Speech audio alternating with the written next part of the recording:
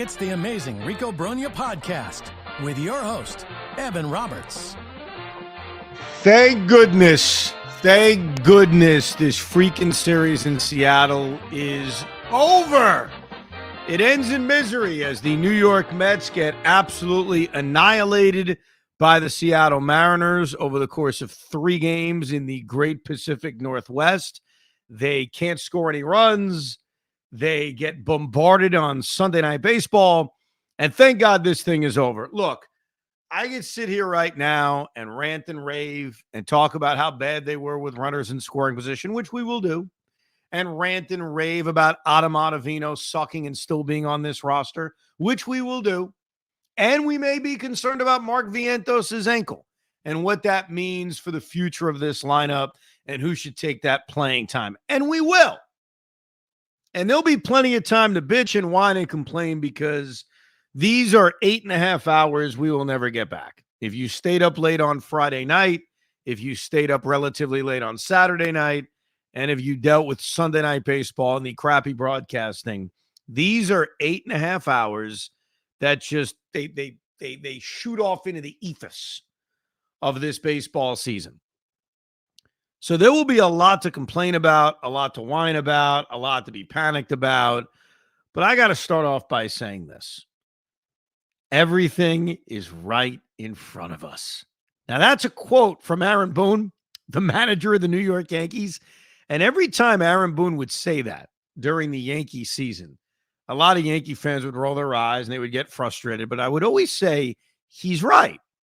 Like, it doesn't take away from the fact that the team lost or the team is on a losing streak or whatever was going on at that point in the season. But it was so true. Everything is right in front of you. And for the New York Mets, thank you to the Colorado Rockies, who continue to do God's work by coming back from, 7 runs down, 6 runs down in the 8th inning and defeating the Atlanta Braves. It's still right in front of us. Despite this horrible ending to the West Coast trip, despite being absolutely annihilated by the Seattle Mariners over 3 games, they were better defensively, they were better pitching, they got more clutch hits. I mean, they literally did everything better than the Mets over the course of these 3 games. Despite all of that, that annoying phrase that Aaron Boone would use throughout the Yankee season is very, very true. It's all right in front of us. The Mets can lick their wounds. We as fans can lick our wounds. We can spend a lot of times bitching about what went wrong, and we will. Trust me, this will be more negative than positive. But I wanted to start off with that reminder. It's all right in front of us. This was not a great road trip.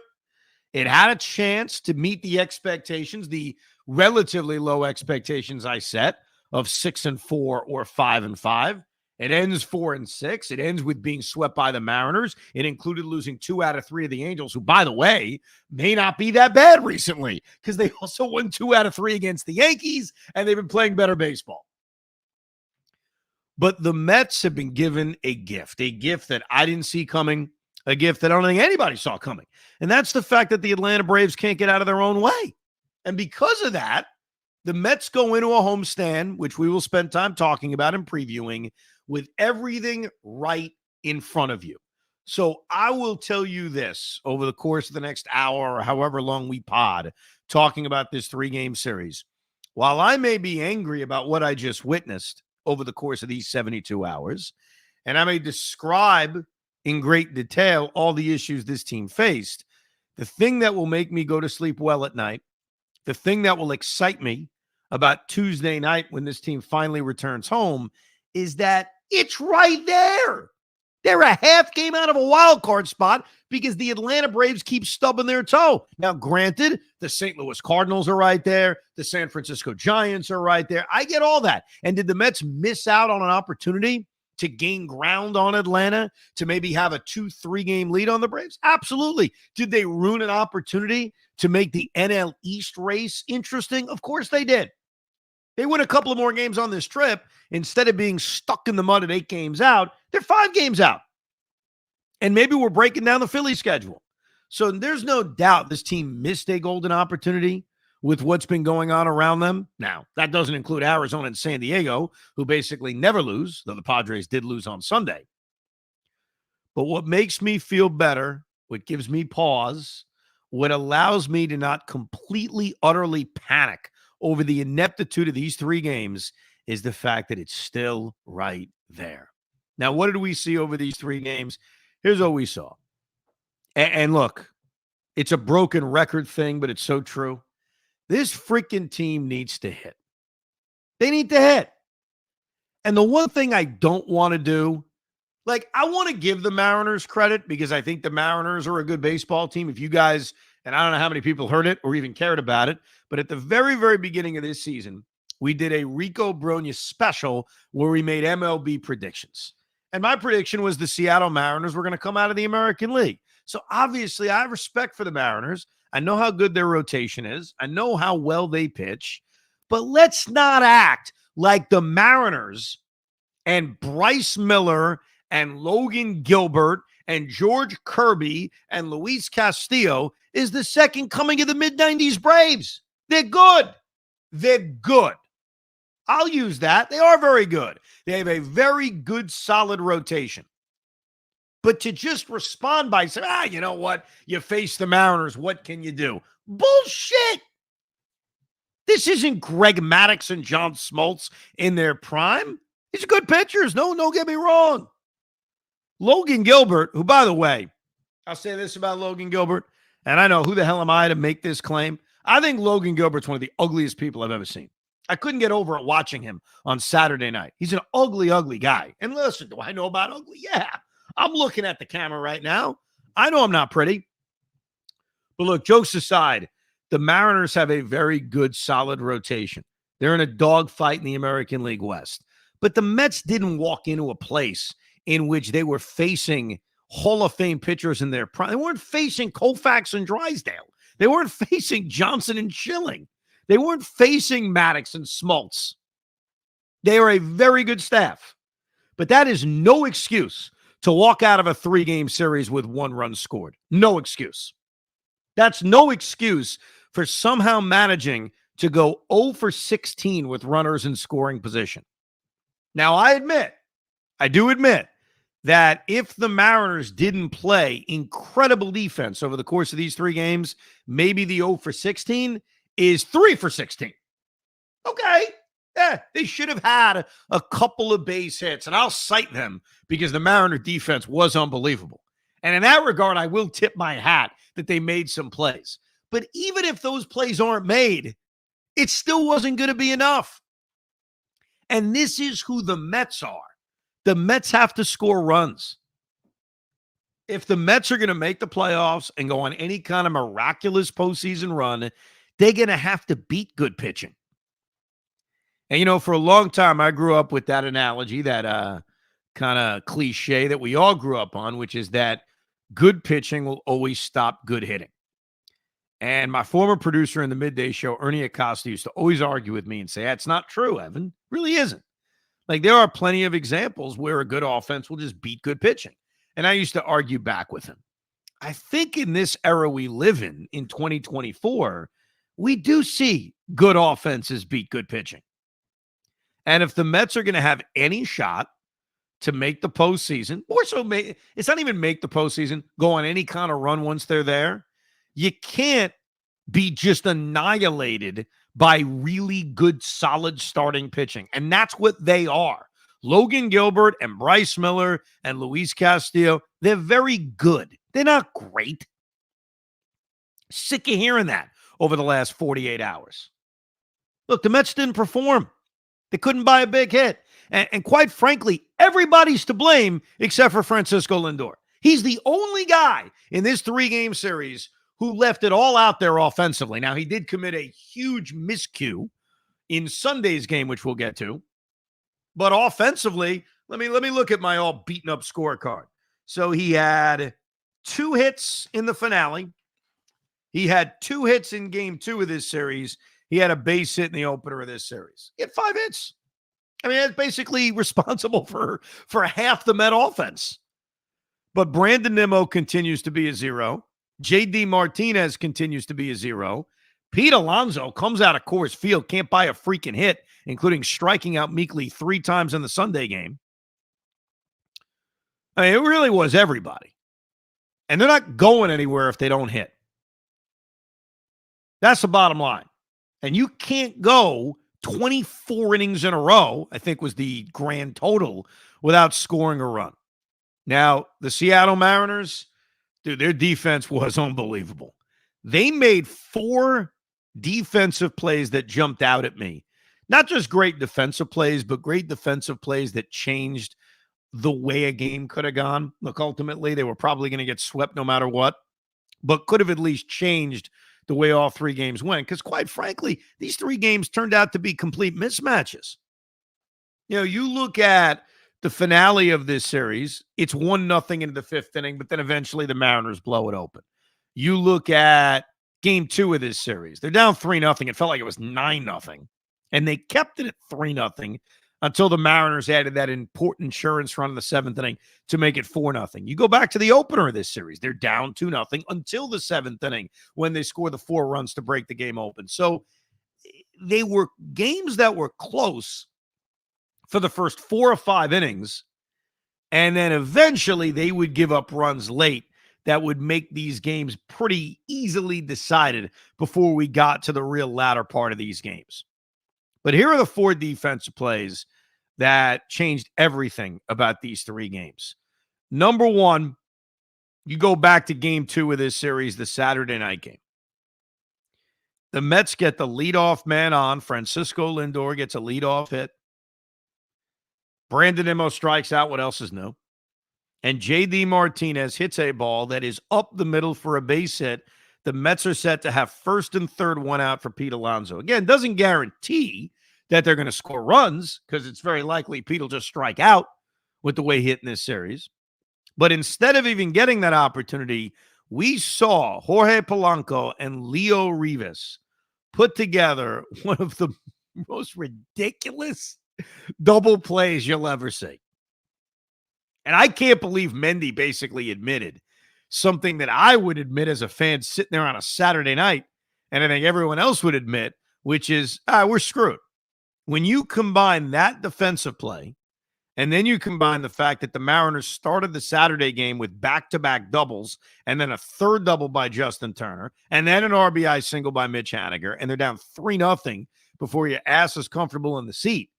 And you combine that with the incredible double play from the 1st inning and the fact that Logan Gilbert is good. I admit that. That game was over in the 1st inning. And Mendy essentially admitted that it kind of felt like it wasn't our night. It wasn't our night. It's the 1st inning. It's one thing for me to admit that, but for Mendy to admit that? But anyhow, incredible defensive play that could have potentially set up a big inning for the New York Mets.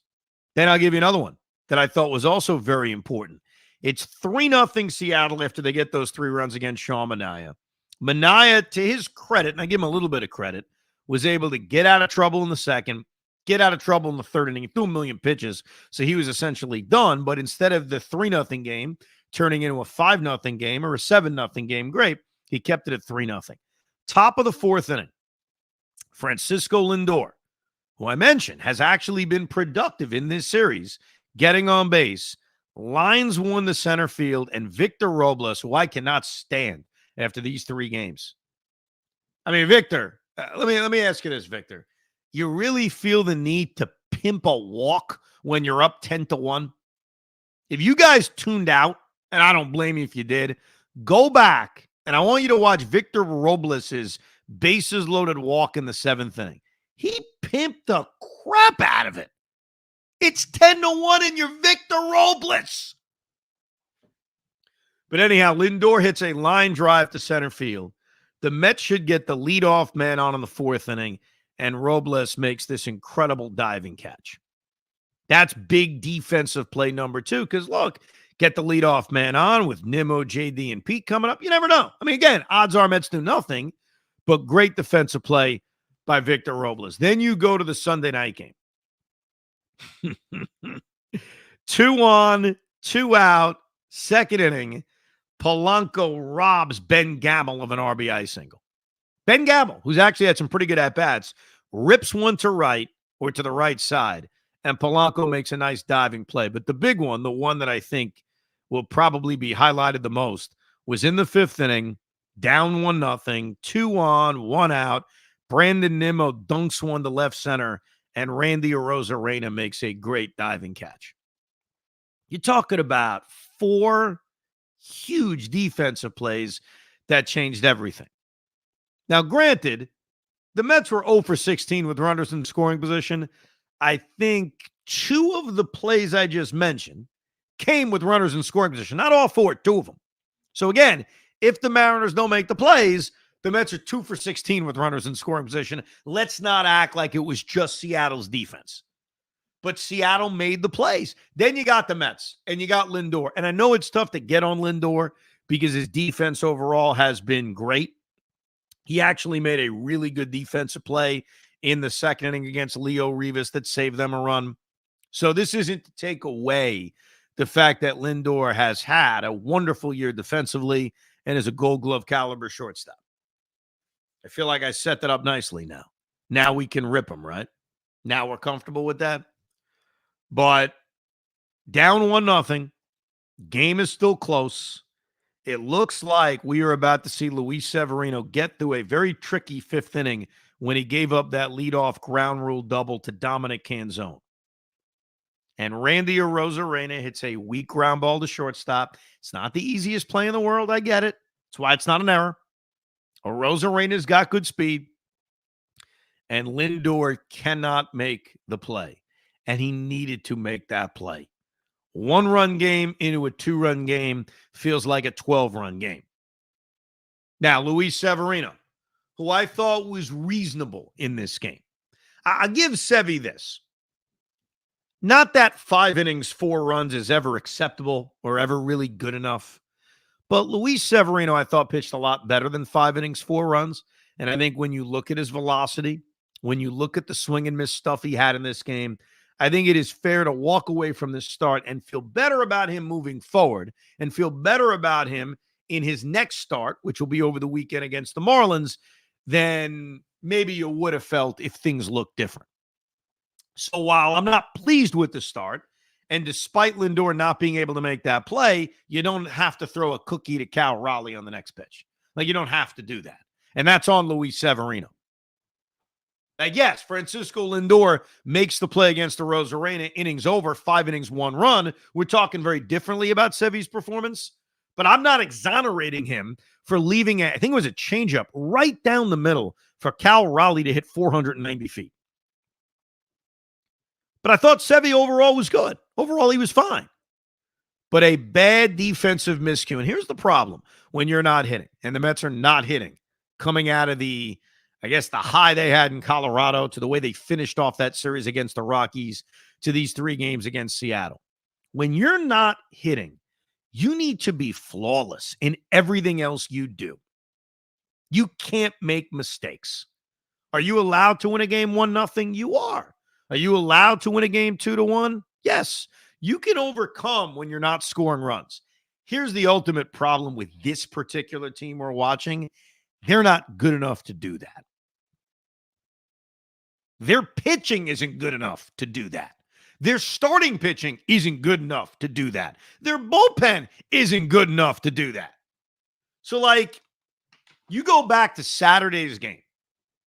So in Saturday's game, Sean Manaea, as we mentioned, gets in a big trouble early, gives up a couple of base hits. I thought the base hit to Mitch Haniger was the real killer because they're down 2-0, and it looks like Manaea, after he got Polanco to fly out, has a chance to get through the inning, and it's only 2-0, and he gives up a 2-out RBI hit to a 208 hitter in Mitch Haniger.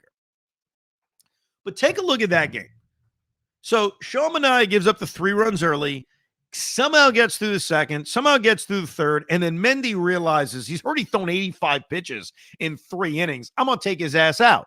And the Met bullpen does a great job. Huascar Brazoban comes in and looks dominant. Reed Garrett, coming off the injured list, comes in and looks dominant. But they're not good enough to overcome that because the Mets are never going to, with this 1 through 13, when it comes to starters and relievers, they're never going to be able to pull it off through an entire game and win 1-0 or win 2-1. It's not going to happen. So even though the bullpen picked up Sean Manaea, eventually Phil Maton gives up a run. Or those 3 runs Manaea gave up was always going to be too much to overcome. You look at Sunday's game. Okay, Luis Severino gives you 5 quality innings, makes the big mistake to Cal Raleigh. It's 4-0. Then it's 4-1 when McNeil hits a home run. Okay, bullpen, keep him in the game. Put some pressure on Seattle. They used Andres Munoz a night earlier. Maybe you can rally against the Mariner bullpen. Well, the Met bullpen, which did such a good job the night before, feels like an outlier, comes in, Ryan Stanek, Adam Ottavino, Danny Young, and they light the game on fire. So here's the moral of the story with all this. They got to hit. They got to hit. It is going to be so difficult, as we saw in these 3 games against Seattle, to overcome light hitting weekends. Now, look, you don't score any runs. Obviously, you can't win a game 0-0. I get that. But you can win a game 2-1, 3-2. They're not built to do that. Mets not good enough to do that. Mets have to score runs. Mets have to get big hits. That's the formula. That's the formula they used when they got hot after the Dodgers series, and that's the formula they're going to have to use now for the final month and a half of the season. But this 3-game run in Seattle against the Mariners was as bad of a 3-game offensive output as we've seen. They struggled coming out of the All-Star break against Miami. They never had a 3-game run. I'm talking about any 3 games played this season. It could be over the course of multiple series. It could be in one series. Never did they have a 3-game series or a 3-game period where they scored 1 run. I looked it up because it was so boring at times watching this slop late. I think the fewest runs the Mets scored in any 3-game stretch this year is 7 runs. They just scored 1 run. A Jeff McNeil solo home run in the 6th inning was the one freaking run that they scored. Pathetic. And again, it was everybody. Outside of Francisco Lindor, this was a collective failure. Now, some quick thoughts on things I didn't get to from each of these games. We'll go back to game 1 of this series. An absolute killer when Jose Quintana gives up a 2-run home run to Ryan Bliss. And I think Quintana was very similar to Luis Severino in that Quintana's final outing is 6 2/3, 5 runs, and that's not good enough. But the truth is, Jose Quintana pitched really well in this game. He got out of trouble in the 1st inning. He made the one mistake to a guy none of us had heard of in Ryan Bliss, who didn't even play the rest of the series. He hits a 2-run home run on the first pitch in the 2nd inning, or the first pitch he saw. We never saw him again. But Quintana, after he gives up the home run, goes on this rampage where he retires everybody. Looking at my scorecard now, I think he retired 14 guys in a row. The mistake was that Mendy pushed it a little bit. And I didn't blame him because Quintana's pitch count was low and Quintana had retired 14 in a row. So why wouldn't you let him start the 7th inning with a pitch count of just 76? But he walked Mitch Garver. He gave up that little infield hit to Dylan Moore. And then the killer. This is especially when you're watching a game at midnight, it's a real killer. Quintana gets the next 2 guys out. He's 1 pitch away from getting through the 7th inning and keeping this game 2-0. And at 2-0, going into the top of the 8th inning, again, you never know. You have maybe the Mets, especially at that point, they hadn't lost the game yet in this series. Maybe they have the magic. And he gives up that little base hit to Leo Rivas. That little ground ball to right center field that snuck through for a base hit. And then what really ruined his performance was Adam Ottavino, who comes in, walks a bunch of guys, gives up a 2-run hit to Cal Raleigh. So Quintana, who's a pitch away from a 7-inning 2-run performance because of the 2-run single, because of Adam Ottavino then coming in and giving up a couple of hits, that's where Quintana gives up the 5 runs in 6 2/3. He pitched a lot better than that. But ultimately, it was the Met offense. And what was killer about Friday was think about all the opportunities they had in this game. 2-out double, Mark Vientos, Alvarez strikes out. 2-out double, Brandon Nimmo, Jesse Winker grounds out. They had 2 on and nobody out in the 7th inning, down 2-0 before Seattle broke it open, and Mark Vientos grounds into a double play. Francisco Alvarez struggled at the plate. He took an 0 for 4. They inserted Jesse Winker into the 3-hole, bumping J.D. Martinez to 5. Didn't see that one coming, but okay. Little creativity from Carlos Mendoza, and it didn't work. 0 for 8 with runners in scoring position. Now, we mentioned a little bit about Saturday, how Minaya got in trouble early, threw a ton of pitches, had to come out after 3, and the Met bullpen did a really good job of keeping them in the game.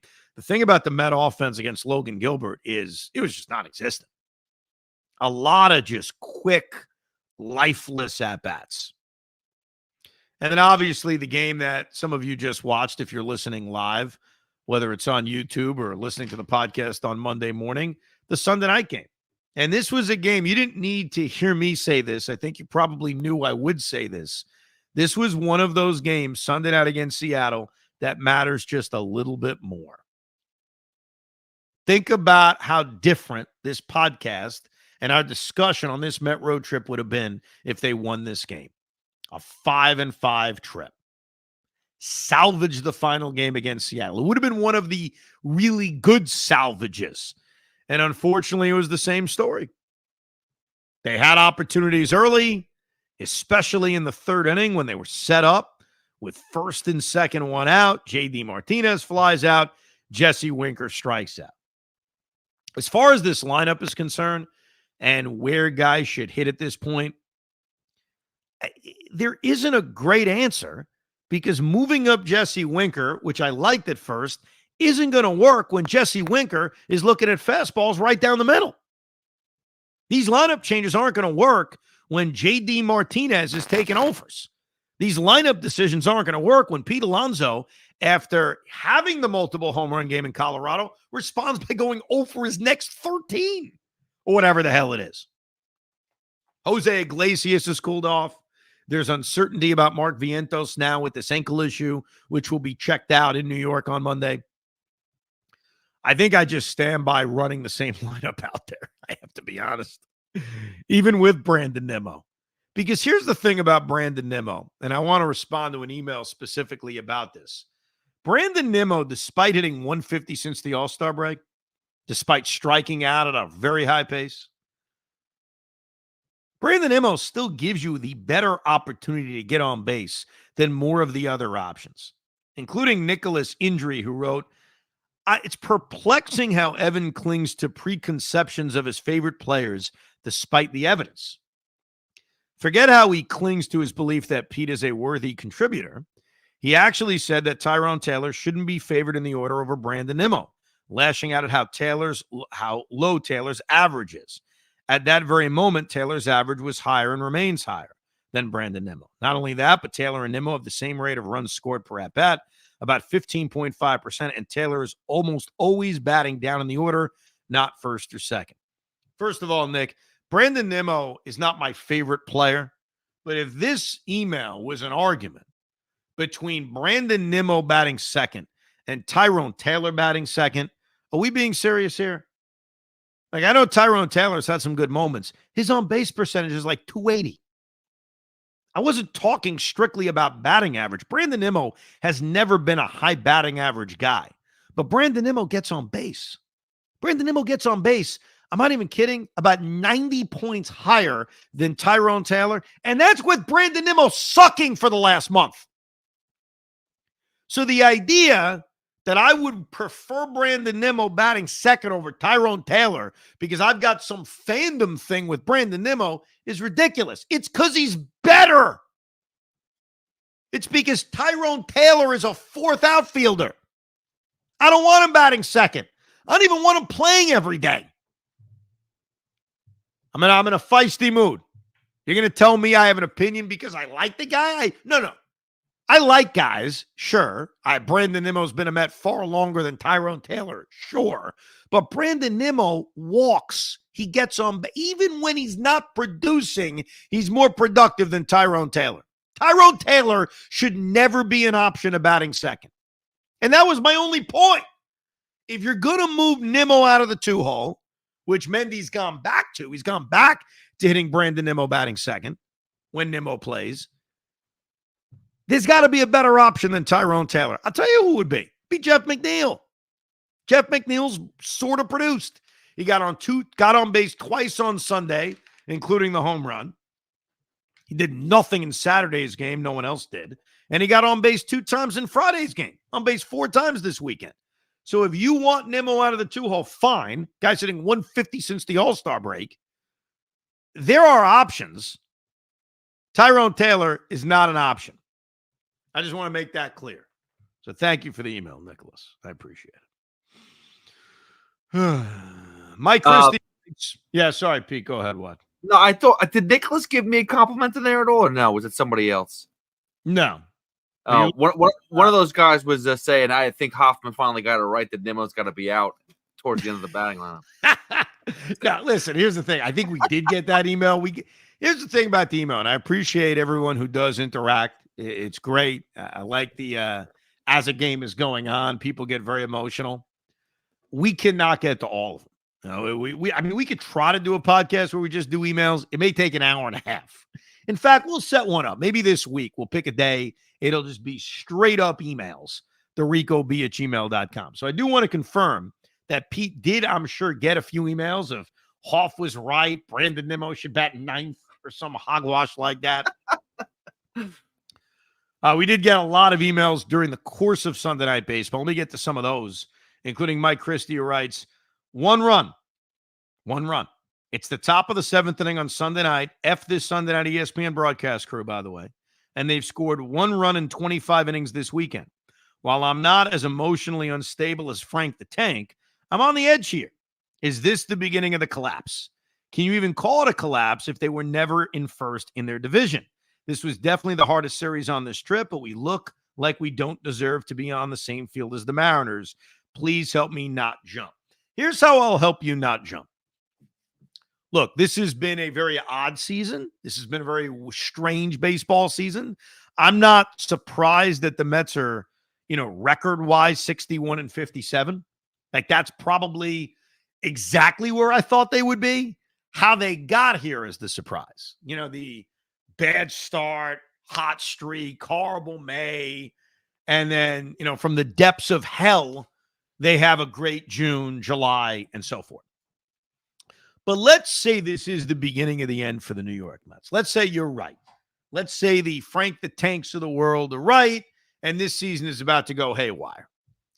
If it goes haywire, I don't think we're necessarily going to talk about Seattle. We're probably going to talk about Oakland and Miami, because that's the reality.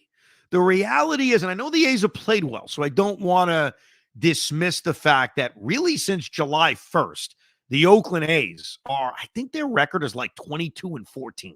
They have been a good baseball team for over a month, and I want to give Oakland credit for that. They're not the White Sox. They're not. I wouldn't even say they're the Rockies or the Marlins. I think this team is a better team, but nevertheless, this is a team you're supposed to beat. So when you ask, is this the beginning of the collapse? Is this the beginning of the end? We are never going to think back, I don't think, to Seattle. I think we're going to look at this homestand coming up and say, hey, they had 9 games against Oakland, against Miami, and against an Oriole team who, by the way, hasn't played well in a month and a half as well. And if they go 3-6 or 4-5, we'll be talking more about that. This was a disaster 3-game series. The Mariners certainly looked like the far better team, and all that is true. But if the collapse is coming, we will be talking about something else. Let me go to Clayton. Clayton writes, Eric Chavez comments. I know when things are bleak, we tend to overreact to the littlest things, but Eric Chavez's comments prior to Sunday's game were extremely frustrating to hear. I'm sure you saw them and probably have already addressed them. We have not, so let's hear them. Here are the quotes I'm referring to. Eric Chavez on the scoring woes. Every team has these kinds of road trips. the makeup game, whatever we could come up with excuses. But I think the combination of the road trip and the Mariners are good at pitching, that kind of took over.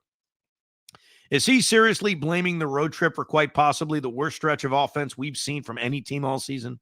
I'm not going to say this was an easy road trip, but that doesn't mean one run in the last 28 innings is acceptable. And he basically gives up 2 excuses, but says, yes, we could come up with excuses. You just did. I don't think these comments warrant Chavez getting fired, but it just seems to me like more of the acceptance of failure and an acceptance of poor play by a person who's supposed to hold his players accountable. There's this mentality when baseball games, do winning teams say stuff like this after a bad drought? It's insufferable at times. I'd like to hear your thoughts. Yeah, so I heard these comments. I think it was during the game. I think they presented them on the Sunday night broadcast. They are a turnoff. No one needs to hear excuses. I think the reason why coaches and managers, more so than ever, will come up with excuses is because they just want to defend their players. I don't think Eric Chavez or anyone else wants to come out and say Brandon Nimmo sucks. Or I don't think they want to rip their players. So I don't love the comments, but I also have just grown to accept that that's what you're going to hear from coaches and managers when a team is struggling. And look, I do think the travel is a real thing. Like there's a reason why going into this 10-game road trip, I said to you guys on the Rico, I would take 6-4, and I mapped out exactly how they would get there. And I also said, and I'd be okay with 5-5. Look, they were playing the Angels. They were playing the Rockies. They were playing bad teams until this 3-game series against Seattle, but travel is real. A 10-game road trip that takes you to 4 different cities and 3 different time zones is a real thing. Now, that's not me making an excuse. I got no reason to make excuses, but going into this road trip, it's part of my rationale for why I was going to be okay with 5-5 or 6-4. But here's the beautiful thing about those excuses or anything Eric Chavez said or as angry as anybody wants to be. And this goes back to the very first thing I said on today's podcast. And I was doing it with half a smile, but it's so true. Everything is right in front of us. The Mets return home from, yes, a brutal road trip. 4-6 disappointment.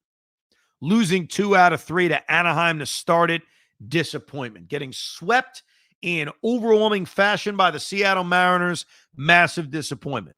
They come home to a 9-game homestand against, quite frankly, teams they can and teams they should beat. The Oakland A's have played well. They are still 1,000,000 games under 500. They got to travel east. The Miami Marlins, who the Mets have struggled with all year, well, they're due. The Mets are due to kick their ass, especially after they gave up as much as they gave up at the deadline. You don't have to worry about Tanner Scott shutting the Mets down and getting a 6-out save. There is no excuse for not beating the crap out of the Miami Marlins over the weekend. And even the Orioles, who have been pretty average. So it's right in front of them now to go win and to go cleanse the palate from what was a very disappointing end to this long, arduous road trip. We also take voicemails here at Rico Brogna. You can leave us a voicemail at 725-222-8699. Let's take a listen to a voicemail from somebody who lives in that great Pacific Northwest. Gentlemen, it's Michael, Oregon's biggest Mets fan. You know, I wait all year to go to usually 2 series when the Mets come out west. San Diego, Colorado, San Francisco, Oakland. Well, no more Oakland, but yeah.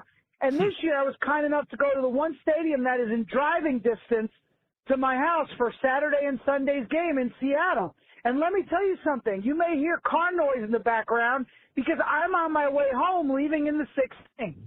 I cannot believe the product that was on the field, like almost like they were playing with one arm tied behind each back, like it's impossible to score runs. You want to be a playoff team? And this is so frustrating. It's embarrassing. And as the gentleman who's a Mariners fan came to the game when we put it best, it's not competitive. And with the way this team is, the expectations and the payroll should always, at minimum, be competitive for at least 1 or 2 games in the series. Anyway, at the end of the day, we all know it's going to come down to that series in Atlanta. Good luck, and I hope the Mets win. But boy, am I mad right now. And honestly, it makes me feel like, should we have sold? Even though we know the answer is no. But anyway, good luck. I'm driving home back. I guess I get a head start on my Sunday night. I waited all year for this. They haven't been in Seattle since 2017, okay, because of coincidences. And ironically, I left when Stanek was on the mound. What a joke. All right? Better times hopefully are ahead. Hoff, Evan, you guys are the best. Let's go Mets. I didn't hear the voicemail until we just played it, but I swear to God, as I'm watching Sunday Night Baseball, my brain started to think about all the Met fans that are in that building. You know, some of which are kind of like our last caller voicemailer. Maybe they live in Oregon. Maybe they actually live in Seattle. And maybe it's just, hey, I happen to live here. The Mets are here. I'm going to go see them. Some of them got on planes and they actually live in New York and they flew to Seattle. Some of them flew from other places. And that is something I've done. It's something a lot of us have done, where you go and see your team on the road. And as I'm watching the Seattle Mariners just pile it on with a 6-run 6th inning, my thought was, my God, can you imagine spending the money to fly to Seattle? And this is the risk of sports. I've dealt with it, trust me. And seeing that. You imagine that? Like, I've gone on many road trips in my life as a Met fan, and I've been very fortunate. The Mets actually have a winning record when I see them on the road, which is crazy to think about. A, it's on the road, and B, they're the Mets. It's not like they have this illustrious history in terms of winning. But imagine going to Seattle, whether it's driving from Oregon or getting on a plane, and this is the series you run into. And that's the scary thing about sports. It's a scary thing about baseball. It's a 162-game year. But it is a long year. And as much as it sucks for your pocketbook, and as much as it sucks for the experience that you were hoping was far different, the Mets can erase this very, very quickly.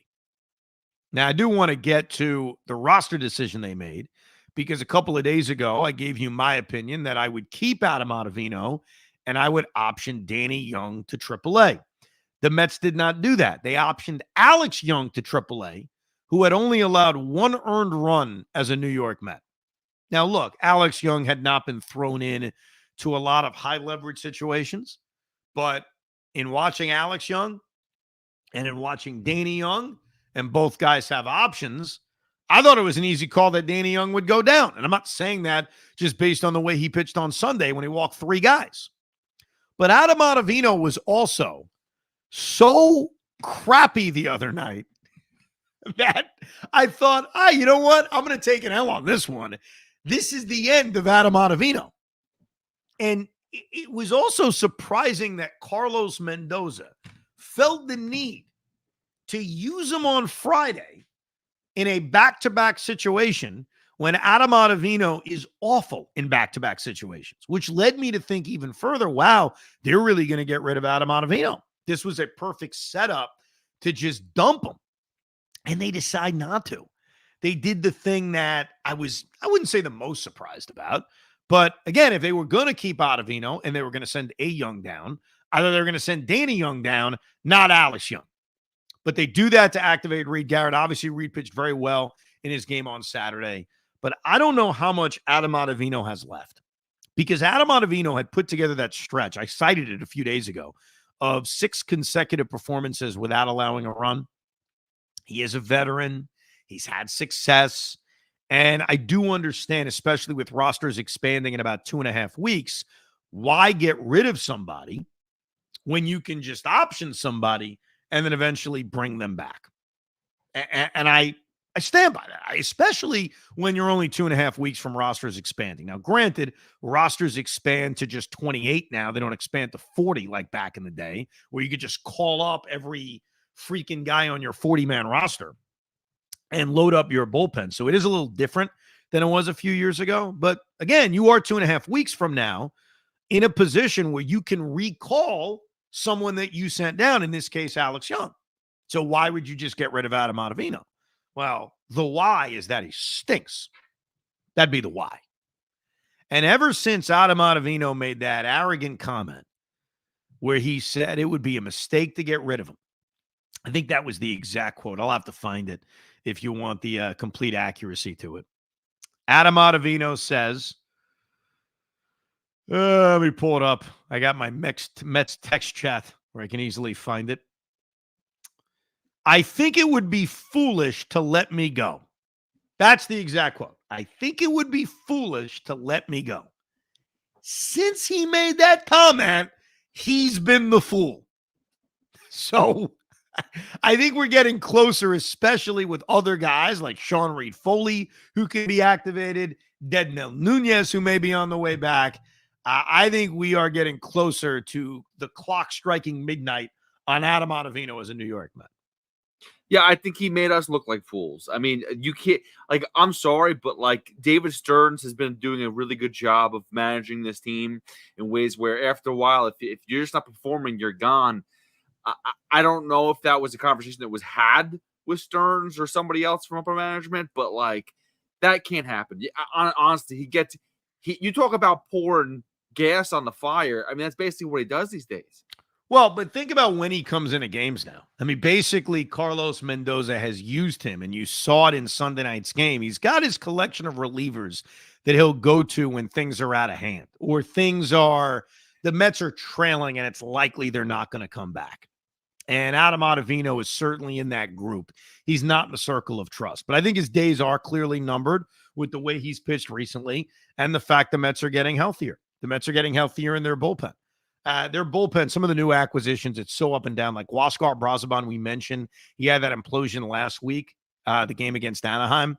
But then he comes in, I know it's forgotten about because the Mets couldn't rally, but he pitches 2 perfect innings to keep a 3-0 game close. So we've seen the bad of Huascar Brazoban. We've seen the good. Same with Ryan Stanek. Ryan Stanek's debut was terrible. He put together a couple of decent performances.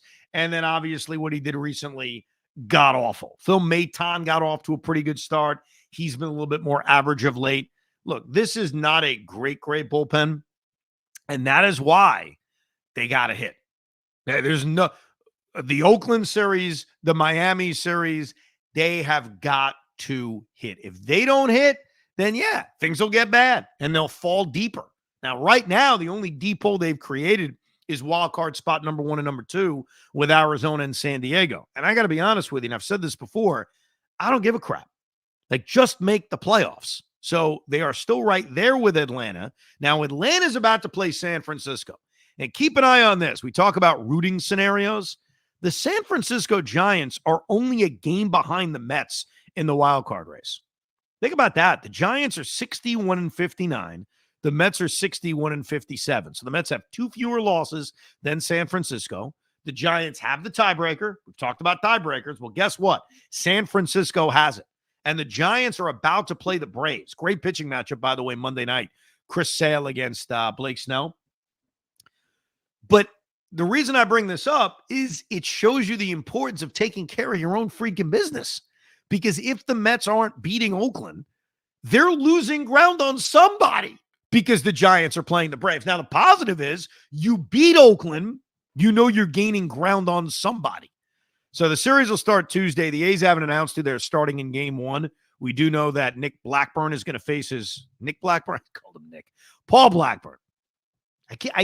I told you, for whatever reason, I always have this urge to call him by the other Blackburn. He was the guy who pitched for the Minnesota Twins. I want to call him Phil for some reason. I don't know why Phil is in my head. Maybe Phil Bickford. Did you know someone named Phil Blackburn?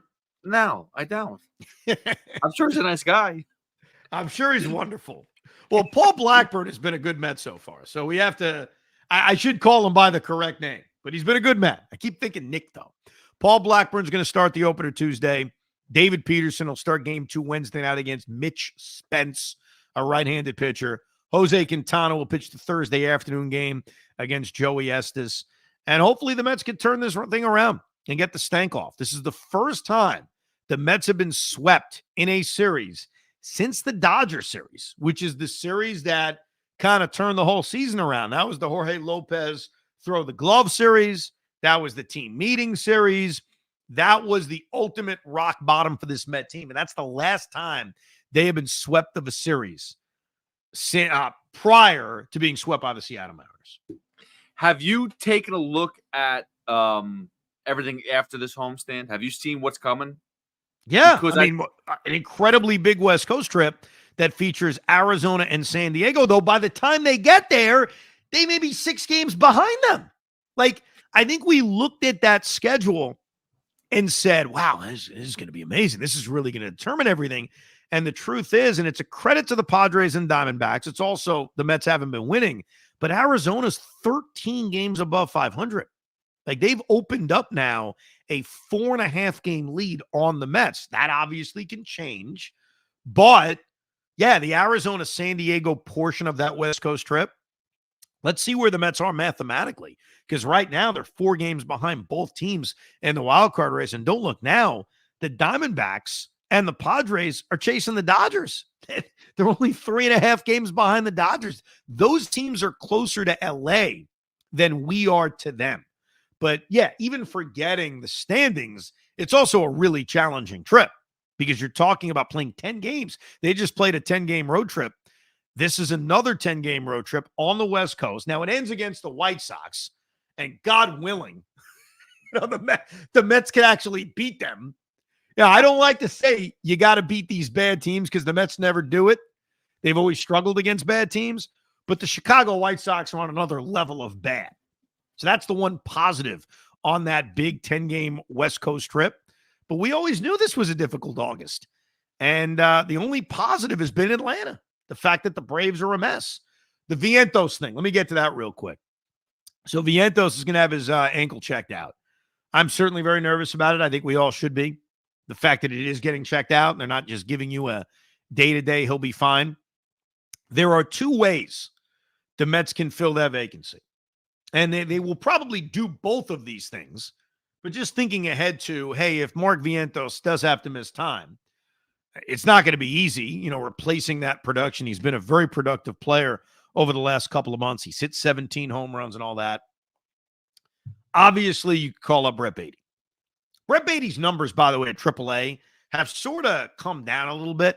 He's played a lot of second base. He still plays third base.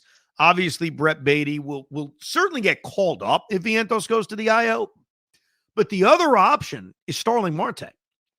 And I bring that up because right now the Mets have used Jesse Winker. They've used Tyrone Taylor. They've had Jose Iglesias play second, Jeff McNeil play right. That's how they've kind of filled right field. When Marte comes back, you can do those same things, specifically the Iglesias-McNeil thing, by playing Iglesias at third and Jeff McNeil at second with Starling Marte in right field. So I do think that a Vientos injury not only creates an opportunity for Brett Baty, that's obvious, but I also think it could give you more flexibility with the return of Marte, which feels like it's close. He played a rehab game at AA. So I would certainly think we're going to see Starling Marte very, very soon, especially over the course of this long homestand the Mets have coming up against Oakland, against Miami, against Baltimore. And speaking of which, before this West Coast trip, I laid out the formula. It didn't happen. I said 6-4, 2 out of 3 in Anaheim. I was wrong. Win the game in St. Louis. Got that. Win 2 out of 3 in Colorado. Got that. And lose 2 out of 3 to Seattle. Couldn't even get that. And that's how they could have gotten to 6-4, and I'd have been very, very happy. They have 9 games coming up against Oakland, against Miami, and against Baltimore. Anything short of 6-3 is a disappointment. Big disappointment. Anything short of that, disappointment. You lose any of these series at home, including the Orioles, disappointment. I would love to see 7-2, 2 out of 3 against Oakland, sweep the crappy Marlins, 2 out of 3 against Baltimore, but 6-3 at minimum. If they go 5-4, disappointed. If they go 4-5, panic city. If they go 3-6, back the truck up with done. Anything worse than that, yeah. Wake me up when September ends, as Green Day likes to say. Green Day? Yeah, I think that was a Green Day song. from about 20 years ago. See, I know my music off. Definitely Green Day. Good job by you. I'm surprised. Yeah. All right, we'll give you another pod, couple of pods. We'll give you a preview pod. I think we'll do a mailbag going into this 3-game series against Miami. We'll obviously give you Rico's after each series ends and mix them in, depending on how the games go, good or bad, if it deserves that instant reaction. You can always email us to ricob@gmail.com. You can leave us a voicemail, 725-222-8699. But I end this, Rico, the way I began this, Rico, quoting the great baseball scholar known as Aaron Boone. It's all right in front of us. Thank you for listening and downloading Rico Brogna. We hope you enjoyed this episode of the Rico Brogna podcast. It's amazing, isn't it? Make sure you download it now to keep it on you at all times.